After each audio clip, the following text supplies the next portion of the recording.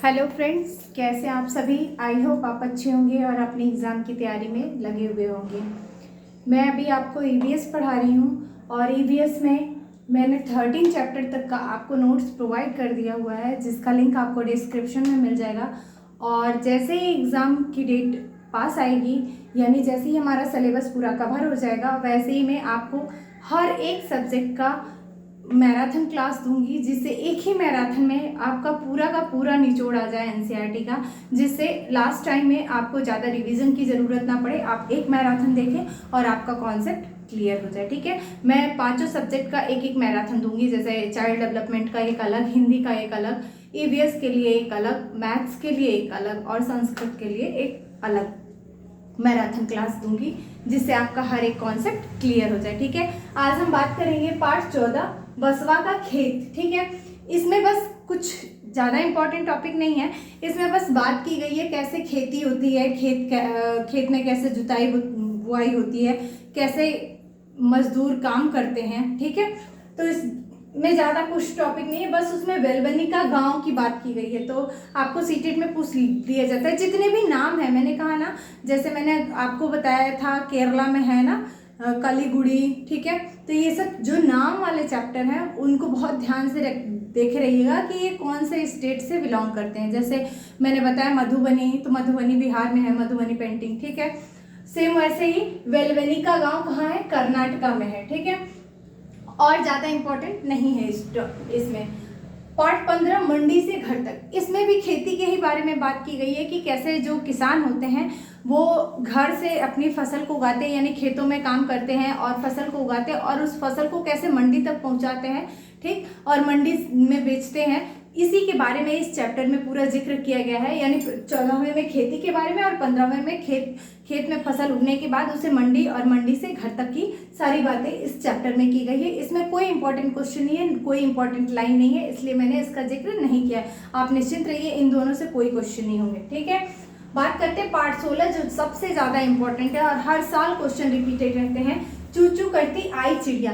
इस चैप्टर में सिर्फ चिड़िया के बारे में ही जिक्र है, अलग अलग चिड़िया कैसे घोंसला बनाती है, कैसे रहती हैं, क्या करती हैं, इस पूरे चैप्टर में सिर्फ चिड़िया के बारे में ही जिक्र है। तो हम बात करेंगे गीजू भाई बड़ेका की। गीजू भाई बड़ेका गुजरात में रहते थे। ठीक है, ये एक लाइन में क्वेश्चन पूछ लिया जाता है, तो याद रखे रहिएगा। गीजू भाई बड़ेका गुजरात में रहते थे और वो बच्चों के बारे में कहानियां लिखते थे। ठीक है, बस यही इनके बारे में इंपॉर्टेंट है, इन्होंने बच्चों के लिए कई कहानियां लिखी हैं। ठीक, हमने कहा कि चू चू करती आई चिड़िया में बहुत सारी अलग अलग चिड़िया के बारे में जिक्र किया गया है। तो पहला है इंडियन रॉबिन। ठीक है, इंडियन रॉबिन ऐसी चिड़िया है जिसे हम कलचिड़ी भी कहते हैं, जो बच्ची अपना अंडा सड़क के किनारे और पत्थरों के बीच में देती है। ठीक, तो ये क्वेश्चन आपको 4 ऑप्शन दे देगा, गौरैया, कबूतर और कलचिड़ी या इंडियन रॉबिन करके दे देगा ब्रैकेट में। ठीक, ये अपना अंडा देती हैं। ठीक है, ऑप्शन में रहेगा। ठीक है, तो अपना अंडा सड़क के किनारे पत्थरों के बीच में देती है कौन, इंडियन रॉबिन, जिसे हम कलचिड़ी भी कहते हैं। और वो घोंसला बनाने के लिए किन किन चीजों का प्रयोग करती है, तो ऊन, रुई, बाल बिछा करके वो अपना घोंसला बनाती है। ठीक है, बात करेंगे कोयल की। तो ये तो सबको पता है कि कोयल कभी अपना घोंसला बनाती ही नहीं है। क्यों? क्योंकि कोयल क्या करती है, अपना अंडा कौवे के घोंसले में देती है और कौवा उसको अपना अंडा समझ करके उसकी रक्षा करता है, और जैसे ही बच्चे उस अंडे को फोड़ के बाहर निकलते हैं वो उड़ जाते हैं। ठीक है, तो यही कहा जा रहा है कि कोयल अपना अंडा कौवे के घोंसले में देती है। और कौवा किस चीज का प्रयोग करता है घोंसला बनाने के लिए, तार का। याद रखे रहिएगा, जो पतले पतले तार होते हैं, घास फूस और तार का प्रयोग करता है। तो यहाँ बाल का, यहाँ तार का, ये दो बड़ा अंतर है। ठीक है, कौवे अपने घोंसले में तार का प्रयोग करते हैं और इंडियन रॉबिन बाल का, जो ह्यूमन के बाल होते हैं, जो आदमियों के बाल होते हैं, उनको बिछा करके वो बनाती है। ठीक है, और सबसे इंपॉर्टेंट तो ये है फाख्ता, जो हर साल रिपीटेड है। फाख्ता कैक्टस के कांटों के बीच और मेहंदी के मेढ़ में अपना घोंसला बनाती है। ठीक, गौरैया और कबूतर ये तो सबने देखा है, ये पुराने घरों में अलमारी के पीछे। ठीक है, ये जहाँ पुरानी जगह होती है वहां पे गौरैया और कबूतर अपना घोंसला बना लेते हैं, छतों पर, जो पुराने छत रहते हैं। ठीक है, बसंत गौरी क्या करती है, अपने अंडे पेड़ के तने में गहरा छेद करके देती है। ठीक, और दार्जिन चिड़िया नाम से ये स्पष्ट है, दार्जिन ये तना छेद करके देगी बसंत गौरी, और दार्जिन क्या करेगी, सिल करके।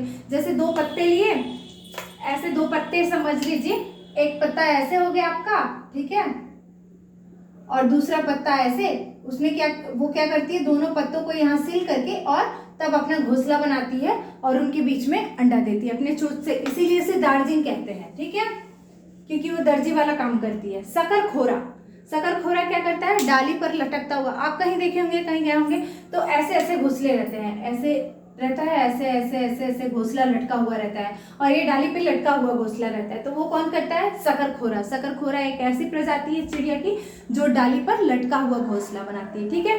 कुछ और चिड़िया के बारे में बात कर लेते हैं हम। जैसे आपको अगर इसका स्क्रीनशॉट लेना हो तो आप ले लीजिए, क्योंकि ये जो चूचू करती आई चिड़िया बहुत इंपॉर्टेंट है, आपको जरूर इसमें से क्वेश्चन मिलेंगे। हम बात करेंगे नर बीबर। बीबर, बीबर एक चिड़िया है, ठीक है, जिसमें क्या करता है बीबर, ठीक है, बीबर एक चिड़िया है जिसमें नर बीबर घोंसला बनाता है, ठीक है, नर बीबर पक्षी घोंसला बनाता है, घोंसला बनाता है, और मादा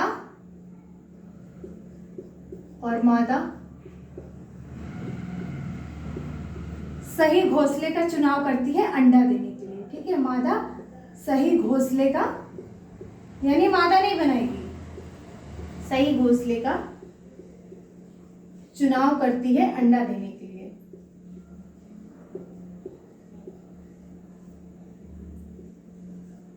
और जैसे ही अंडे से बच्चे बाहर निकलते हैं वो घोंसला छोड़ के पंछी उड़ जाते हैं, ठीक है, सही घोंसले का चुनाव करती है अंडे देने के लिए।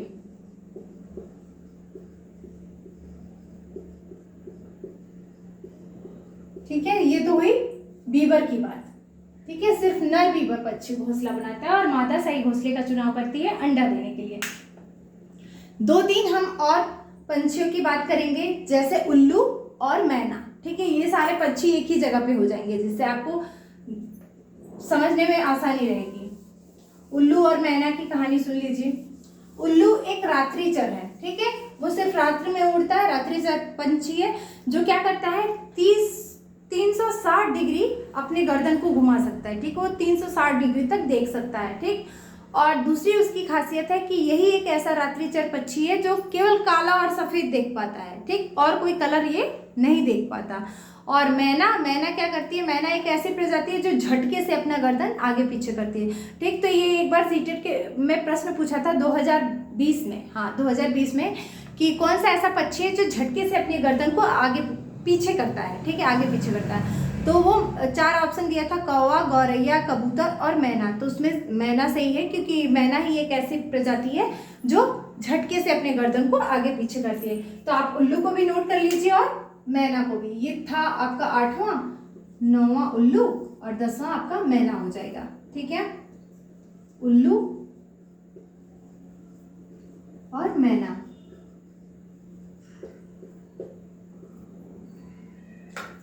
उल्लू के बारे में देख लीजिए। उल्लू क्या करता है, एक ऐसा प्रजाति पक्षियों का, ये रात्रिचर पंछी है, यानी रात्र में ही उड़ते हैं सिर्फ, ये रात्रिचर पंछी है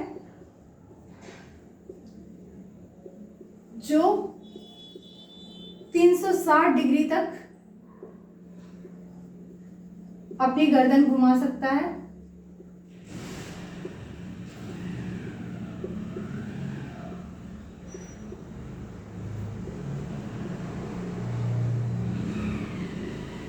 ठीक है। और ये काला और सफेद देख पाते हैं, काला और सफेद देखते हैं, ठीक है। बात करेंगे हम मैना की। मैना एक ऐसी प्रजाति है जो झटके से अपनी गर्दन को, ठीक है, मैना झटके से अपनी गर्दन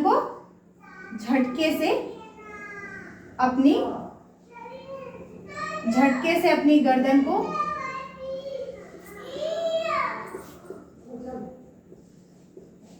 से अपने गर्दन को पीछे घुमाती है। ठीक है, ये रही मैना की बात। ठीक है, ये झटके से अपनी गर्दन को पीछे घुमाती है, एक ऐसी प्रजाति। तो ये रहा आपके 10 की 10 चिड़ियों का बारे में। एक इंडियन रॉबिन हो गई, कोयल, फाख्ता, गौरैया, बसंत गौरी, दार्जिन, शकरखोरा, बीबर। ठीक है, नौवा उल्लू हो गया। ये सबसे बड़ी इंपॉर्टेंट यही लाइन है, 360 डिग्री तक अपनी गर्दन घुमा सकता है। ठीक, और मैना झटके से अपनी गर्दन को पीछे घुमाती है। ठीक, और एक और चीज जान जाइए, बाज, गिद्ध और चील। ठीक है, ये तीनों के तीनों ऐसे प्राणी हैं जो 4 गुना देख सकते हैं, यानी मनुष्य के 4 गुना देख सकते हैं। यदि आप 2 किलोमीटर देखेंगे तो वो क्या देखेंगे, वो आपके जस्ट 4 गुना देखेंगे। ठीक है, तो ये भी आप कहीं पॉइंट नोट कर लीजिएगा कि बाज, चील और गिद्ध 3 ऐसे पंछी हैं जो मनुष्य के 4 गुना देखते हैं। वैसे तो मैं क्वेश्चन आंसर में आपको ये कराऊंगी। ठीक, तो ये रही बात चूचू करती आई चिड़िया पार्ट से। ठीक, अगला हम बात करेंगे अगले चैप्टर की।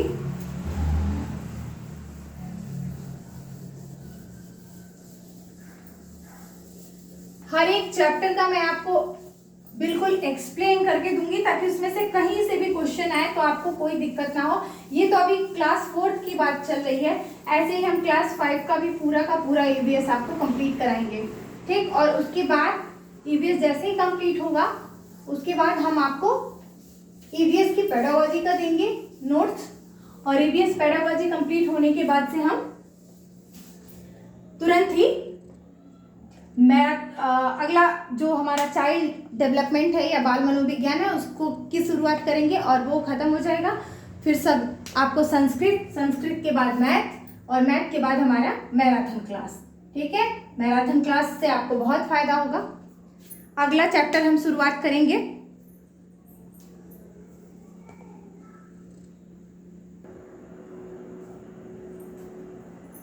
तो बात करेंगे हम पाठ 18 की, पानी कहीं ज्यादा कहीं कम।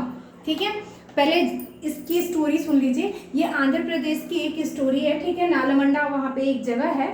ठीक, और होलगुड़ी कर्नाटका में है। ठीक है, तो बात करेंगे होलगुड़ी की।